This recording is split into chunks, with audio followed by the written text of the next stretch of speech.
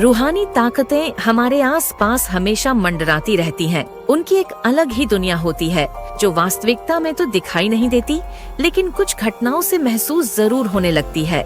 ऐसी ही एक हवेली के भूत की कहानी है। दरअसल एक पुरानी हवेली है जिसमें कई साल पहले राजा महाराजा रहा करते थे, लेकिन अब वह वीरान पड़ी है क्योंकि उन राजाओं के वारिस देश से बाहर जा चुके हैं। हवेली की हालत जर्जर हो चुकी है और अब उसे मरम्मत की जरूरत है। शासन के नोटिस के अनुसार संपत्ति के मालिक को सूचित किया जाता है। कुछ दिनों बाद पूर्व राजाओं के वारिस में से एक लड़की उर्मिला अपने बच्चे के साथ हवेली में दाखिल होती है।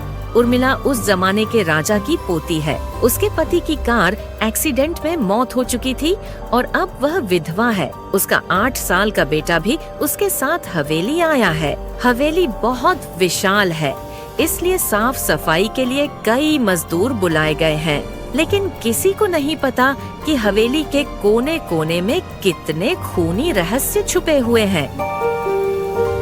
उर्मिला के आने के बाद हवेली की हवा रूहानी होने लगती है। ऐसा लगता है मानो कोई वर्षों से इंतजार कर रहा था इस हवेली के वारिस का। एक रात उर्मिला अपने कमरे में सो रही होती है कि अचानक उसकी खिड़की से एक पक्षी टकराकर मर जाता है। यह घटना अपने आप में असामान्य है। पक्षी टकराते ही उर्मिला की नींद खुल जाती है और जब वह लाइट जलाकर देखती है तो डर से चीखने लगती है। खिड़की से एक पक्षी फंसा हुआ है और उसके शरीर से खून की बूंदें फर्श पर गिर रही हैं। नजारा इतना भयावह है कि वह अपने बच्चे को उठाना नहीं चाहती। हिम्मत करके वह पक्षी को खिड़की से बाहर फेंक देती है, लेकिन इसके बाद उसे रात भर नींद नहीं आती। सुबह होते ही उर्मिला मजदूरों से पूछती है कि क्या उनमें से किसी ने यह हरकत की है। मजदूर इनकार करते हैं और कहते हैं कि उन्होंने कोई पक्षी नहीं देखा। जब वे सब मिलकर खिड़की के पास जाते हैं तो वहाँ कोई पक्षी नहीं होता। उर्मिला घबरा जाती है। वह मजदूरों को हवेली की कीमती चीजों का ख्याल रखने को कहती है। कुछ देर बाद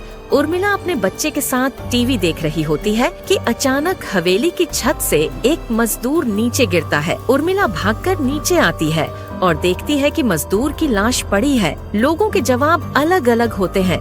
कोई कहता है कि यह आत्महत्या है तो कोई कहता है कि यह दुर्घटना है। उर्मिला को कुछ अनकही बातें सुनाई देती हैं। अचानक उसके कान में एक आवाज गूंजती है, अपने बच्चे को बचा सकती है तो बचा ले। उर्मिला तुरंत अपने कमरे की ओर भागती है। वहाँ उसका बेटा खिड़की से कूदने वाला होता है कि उर्मिला उसका पैर पकड़ लेती है। वह उसे ऊपर खींचती है, लेकिन बच्चा फिर भी कूदने की जिद करता है। उर्मिला उसे काबू में करके कमरे से बाहर आती है और मजदूरों से पूछती है कि हवेली में क्या चल रहा है। एक बूढ़ा मजदूर उसे बताता है कि हवेली का इतिहास जानने के लिए उसे सरपंच के घर जाना चाहिए। उर्मिला सरपंच के घर जाती है और हवेली की कहानी वाली किताब लेकर आती है। किताब पढ़ते ही उसे पता चलता है कि हवेली में एक नौकर और नौकरानी थे जिनके बीच गहरा प्यार था। एक बार रानी के गहने चोरी हो गए और राजा ने नौकरानी को चोरी का दोषी ठहराया। उसे जिंदा दफन कर दिया गया। उसके पति ने भी दुख में आत्महत्या कर ली। राजा को भी बाद में अपने ही तलवार से मृत पाया गया। तब से हवेली में अजीब घटनाएं होने लगी